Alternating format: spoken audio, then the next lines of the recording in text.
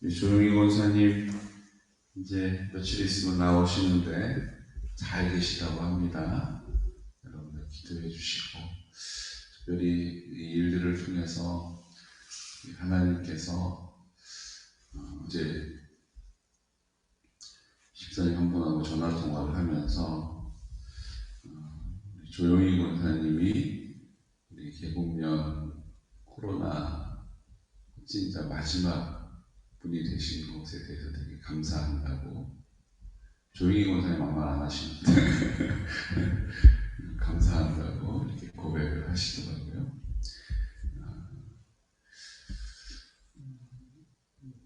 우리가 성모영신 때 예배를 드리지 못하는 것, 예배 드리지 말라고 하는 것도 고난이 맞습니다. 거기다가 이제 소식을 들어보니까 소방관 공무원이죠. 그분이 코로나 확진이 되셨는데 어디서 확진됐냐 봤더니 교회 갔다가 와서 예배 드리고 난 다음에 확진됐다고 해서 직위해제를 당했다고 해요. 어떤 사람이 사람들 많이 모이지 말라고 하는 데 갔다가 왔다고 해서 공무원 신분인데 직위해제를 시킬 수 있겠습니까? 그런데 교회에 갔다 왔다고 해서 그냥 직권으로 해지가 된 거예요. 직권으로 해제가 된, 직위가 해제가 된 거죠. 한마디로 교회를 갔다 왔다는 이유가 그 회사에서 방출될 이유가 되는 시대가 됐습니다. 저희 하나로마트에 확진자가 다녀가죠. 식당도 확진자가 다녀갑니다. 그러면 방역단체에서 와서, 방역기관에서 와서 싹 전반적으로 다 방역을 하고 그리고 다시 영업을 재개합니다. 교회는 3주 동안 폐쇄해요. 그러니까 이제 이런 것들이 단순히 다중이용시설이다, 사람이 많이 오고 가기 때문에 폐쇄한다. 그럼 우리 교회보다 하나로마트가 훨씬 더 많이 오고 가죠. 식당이 훨씬 더 왕래하는 숫자가 많습니다. 교회에 뭐 주일에 한 번 예배 드릴 때, 하지만 이제 평일날 계속 오거니 가거니 하는 걸음이 많죠. 그런데도 그렇게 조치를 취하는 것들, 이런 것들도 다 핍박일 수 있습니다. 근데 저는 마지막 때에 더한 일은 없겠습니까? 그거 가지고 막 의분이 올라오고 막 이러지 않습니다. 그냥 마지막 때에 모이기를 패할 수밖에 없게 만드는 믿음의 선한 싸움이다. 그냥 이렇게 생각하고 그거를 막 괴로워하거나 원망하거나 누구를 탓하고 싶지도 않습니다. 중요한 것은 이런 때가 있을 것이다라고 주님이 말씀해 주셨다는 거예요. 이미 말씀해 주셨다는 거예요. 그러니까 우리가 그런 걸 보면서 주님의 말씀은 신실하구나. 주님의 말씀은 틀림이 없구나. 주님의 말씀은 늘 옳구나. 저는 이제 그렇게 봤습니다. 사랑하는 성도들, 모든 여러분들도 그렇게 바라보시기를 축복합니다. 어떡하나. 근심할 필요도 없고, 염려할 필요도 없고, 동요될 필요도 없고, 그런 일은 어느 때도 다 있었고, 우리는 그 주님을 신실한 믿음으로 따르면 되는 것입니다. 그 주님을 어떻게 우리가 따를 수 있을까요? 그 주님은 9장 1절에 보니까 사도 바울이 내가 그리스도 안에서 참말을 하고 거짓말을 아니하노라. 나에게 큰 근심이 있는 것과 마음에 끼치지 않는 고통이 있는 것을 내 양심이 성령 안에서 나와 더불어 증언한다. 이렇게 말씀하세요. 그러니까 사도 바울이 거짓말하지 않고 참말을 하는 것은 어디에서부터 시작된다고 고백해요? 그리스도 안에서. 이 말은 그냥 그리스도 안에서 그리스도로 말미암아라고 해석할 수도 있지만, 이 말은 이제 내 안에 내가 아니라 누가 산다는 거예요? 예수님이 사신다는 거예요. 그래서 예전에는 내가 말했지만 이제는 나를 통하여 예수님이 말씀하시는 거예요. 예수님이 나를 통해서 말씀하시니까 내가 참말을 할 수 있다는 거예요. 예수님을 믿으면 참말을 해야 된다. 예수님을 믿으면 거짓말하면 안 된다. 이건 율법이고요. 예수님이 내 안에 계시니까 예수님이 내 입술을 통해서 말씀하신다. 그 말씀이 참말이고 그 말씀이 거짓말이 아니다. 이것이 은혜인 것입니다. 나는 예수님을 담을 수 있는 그릇이 안 돼요. 예수님은 존귀하신 분이시죠. 아름다우신 분이시죠. 근데 내 마음은 질그릇과 같잖아요. 투박하기도 하고 약하기도 하고 그렇게 좋아 보이지도 않습니다. 그런데 주님이 내 안에 계시니까 보배합을 남은 보배를 남은 보배합이 되는 것이죠. 주님이 내 안에 나의 전부가 되셨으니 생명의 근원이 되셨으니 이제는 내가 말하지 않고 내 안에 계시는 주님이 나를 통해 내 입술을 열어서 말씀하시는 것입니다. 그럼 나는 어디 가는 겁니까? 나는 꼭두가시처럼 껍데기만 있는 것인가요? 아니요. 주님이 우리를 인격적으로 대해주세요. 그렇기 때문에 우리가 주님이 계심에도 불구하고 자꾸 어떻게 해요? 욕심에 치우칠 때도 있고 내 마음대로 할 때도 있는 거예요. 근데 주님이 내 안에 계셔서 나를 껍데기처럼 쓰신다면 내가 하는 말이 아니라 그냥 조종당하는 로봇처럼 살아야겠죠. 근데 주님이 우리를 인격적으로 대해 주십니다. 그래서 내 마음에 계시지만 내가 욕심을 취할 때 탄식하시면서 나를 위해서 기도해 주시는 거예요. 우리를 인격적으로 대해 주신다는 것이 중요해요. 이걸 오해해가지고 자꾸 우리는 예수님 믿는다고 하면서 내가 내 삶의 주인으로 고집스럽게 사는 것이죠. 그러면서 주님의 이름을 부끄럽게 만드는 거죠. 근데 그 주님의 이름을 부끄럽게 만들면 안 된다라기보다 주님이 우리에게 그 큰 은혜와 사랑 안에서 그 평안하게 하시고 만족하게 하시고 온유하게 하시고 그런 삶을 살아가기를 원하신다는 거예요. 내 자녀들이 잘 되기를 원하는 것처럼. 여러분 한번 객관적으로 보세요. 내 자녀보다 더 잘생긴 사람 있어요, 없어요? 내 자녀보다 더 똑똑한 사람 있어요, 없어요? 내 자녀보다 더 착한 사람 있어요, 없어요? 제가 보니까 많더라고요. 그런데 자꾸 누구에게 눈길이 가요? 자꾸 누구에게 손길이 가요? 이제 내 자녀 때는 잘 기억이 안 나실 테니까 내 손주보다 더 예쁜 애들 있어요, 없어요? 내 손주보다 더 똑똑하게 막 아이고 저도 참 똑똑하네 이런 그 애기 있어요, 없어요? 있어요. 그런데도 내 손주한테 마음이 가요. 여러분 왜 그런 거예요? 나는 고슴도치도 아닌데 왜 그런 거예요?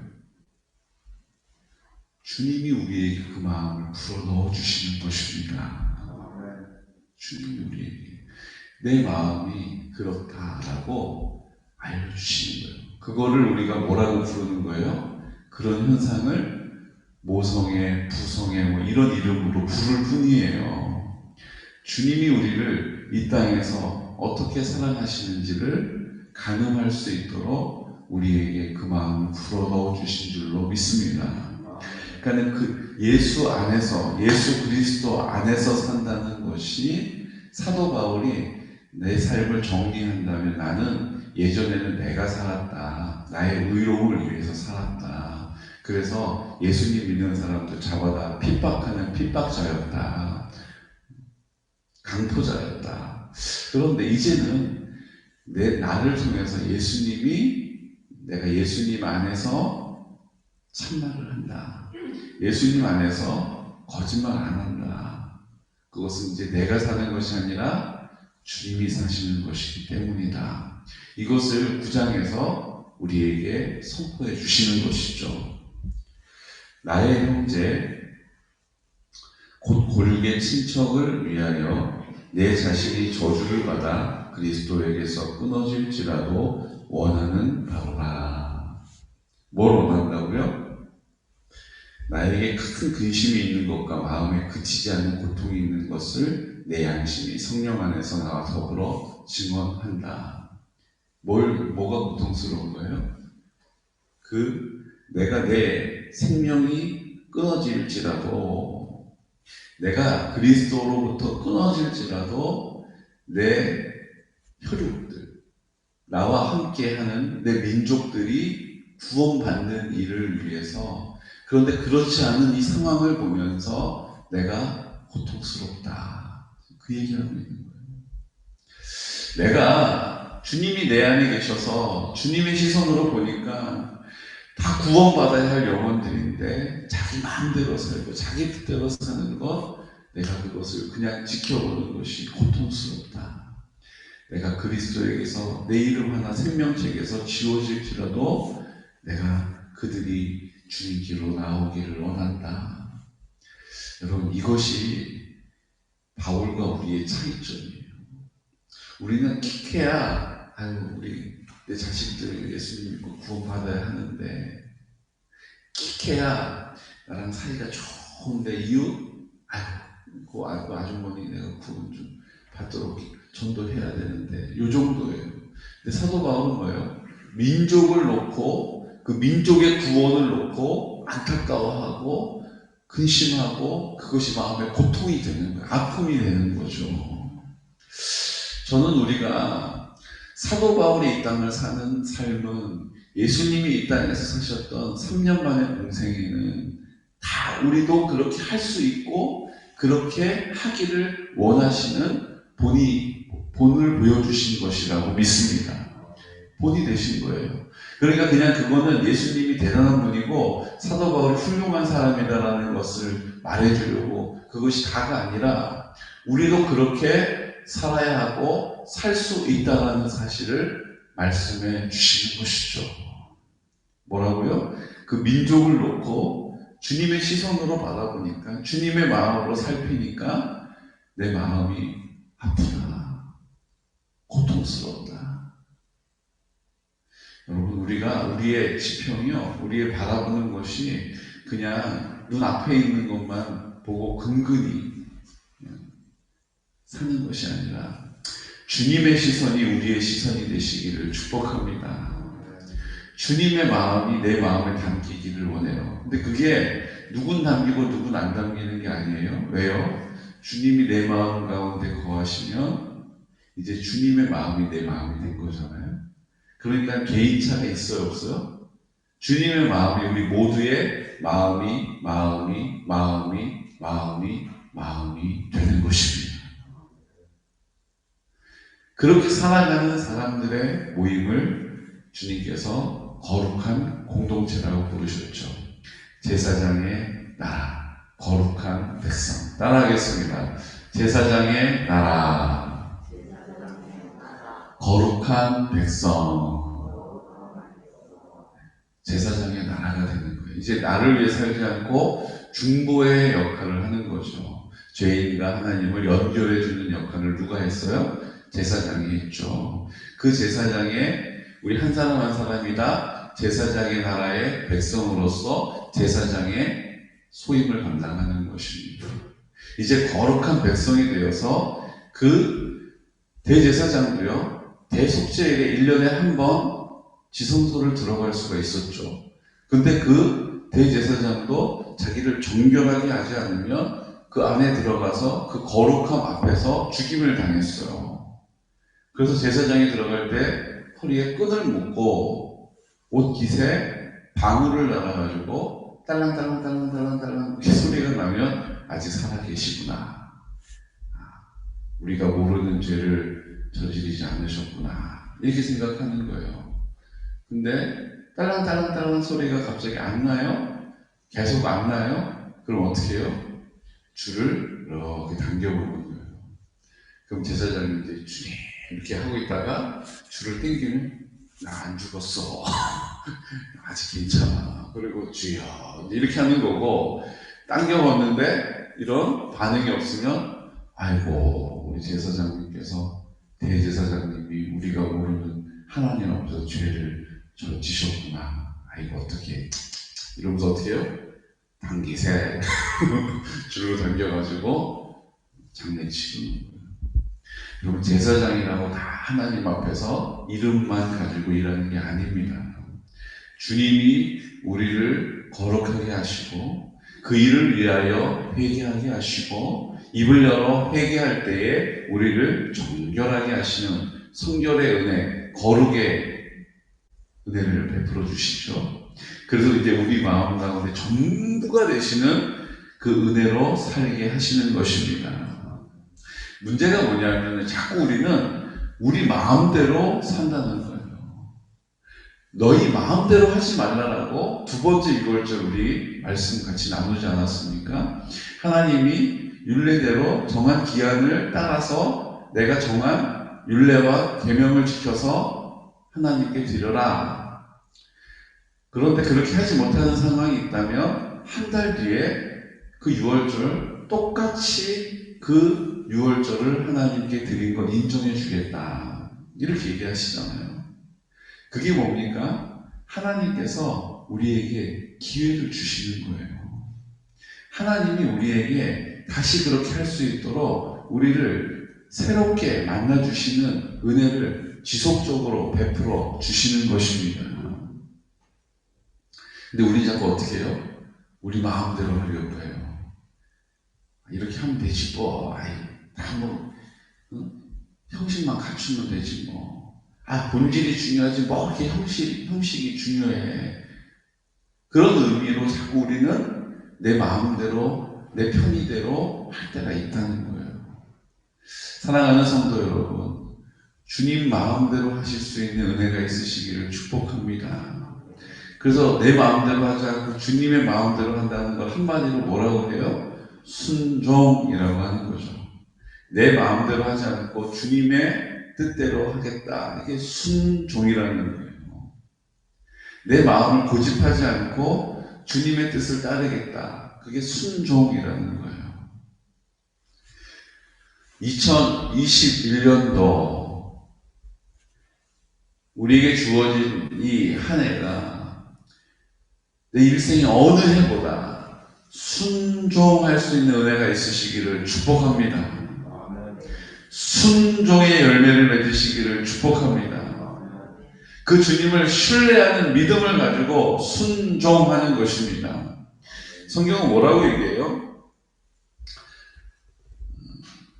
아브라함의 씨로 나오는 자가 하나님의 나라의 백성이 아니라 이삭의 씨로 말미암는 사람들이 내 씨다. 이렇게 얘기하세요.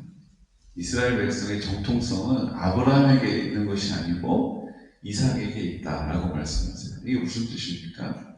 이삭은 예수님의 예표예요. 예수님을 상징하고 있죠. 그래서 3일길을 가서 모리아산에서 그 아들 이삭을 딱 드릴 때 이미 이삭이 묶여서 아브라함이 칼을 뽑아들고 이렇게 찌르려고 한 것은 이미는 죽은 거예요. 그러니까는 죽음 이후에 다시 부활하는 것의 예표죠. 그걸 다시 한번 거듭 확인해 준 것이 이제 어린 양, 순양이 머리뿔 걸려가지고 대신 죽게 되는 것.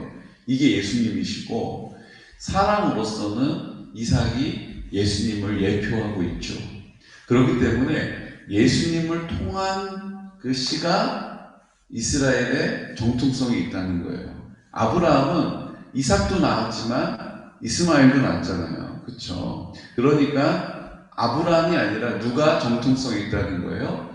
예수 그리스도의 예표인 이삭이 정통성이 있다는 거예요. 그러므로 예수님을 통하여서만 구원의 반열에 오르는 것입니다. 하나님의 자녀가 되는 것입니다. 제사장의 나라가 되는 것입니다. 거룩한 백성이 되는 것이죠. 그러니까 구약을 읽으면서 구약에 예수님 이름도 안 나오는데 예수님이 구약에는 녹아져 있는 거예요. 자, 그런데 그 다음 때가 어떻게 됩니까? 이삭이 또 아이를 낳죠. 에서와 야곱을 낳습니다.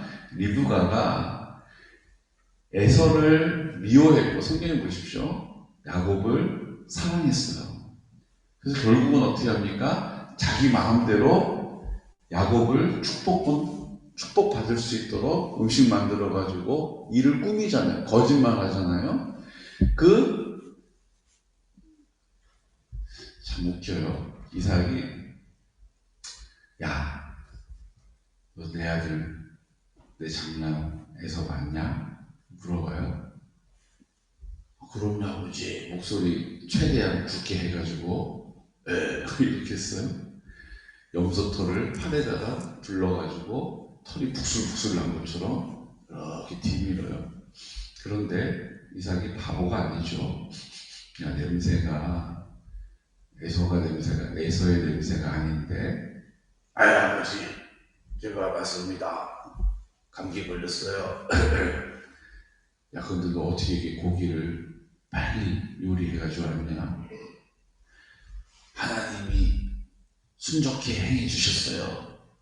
아주 그냥 거짓말을 시리즈로 그냥 해대는 거죠, 지금. 하나님이 그렇게 하지 않을 수 있도록 기회를 주시는 거예요. 그런데 그 안에 주님이 안 계시고 뭐가 있는 거예요? 자기 마음대로 축복받고 싶은 마음이 있어가지고 어떻게 해요? 계속 참말 안 하고 거짓말로 둘러댑니다. 결국은요, 이 일이요, 그래도 복 받으면 다 아니냐라고 마음 돌리시지가 않아요. 결론이 그게 아니에요. 결론이 어떻게 됩니까?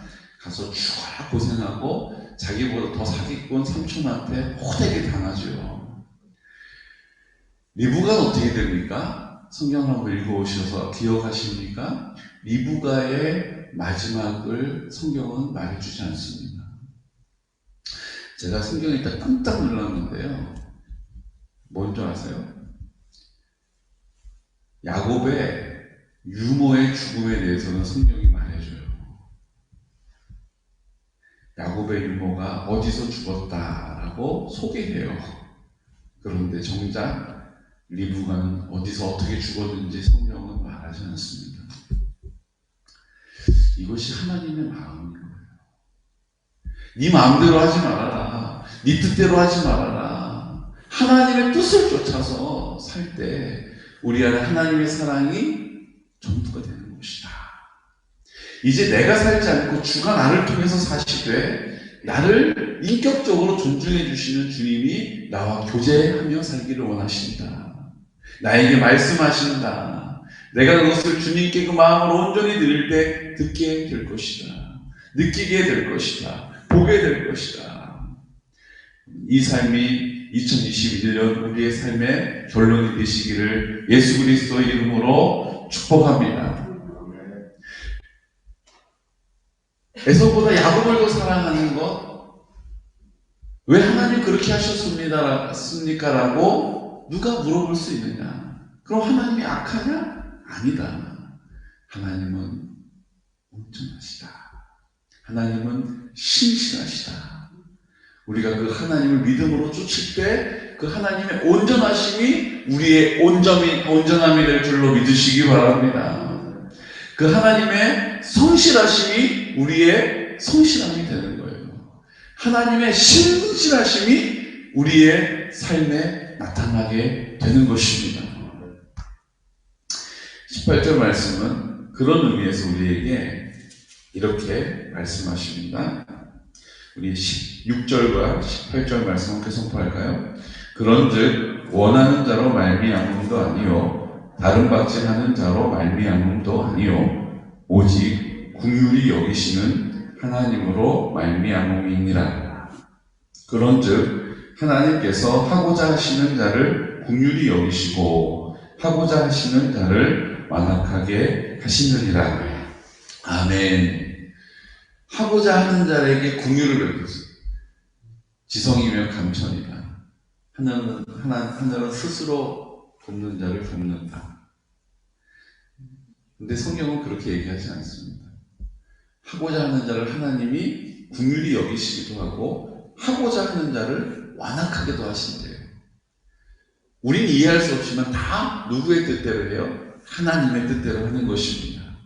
이제 우리의 뜻대로 하는 길을 멈추고 하나님의 뜻을 신실한 믿음을 가지고 쫓을 수 있는 은혜가 있으시기를 축복합니다.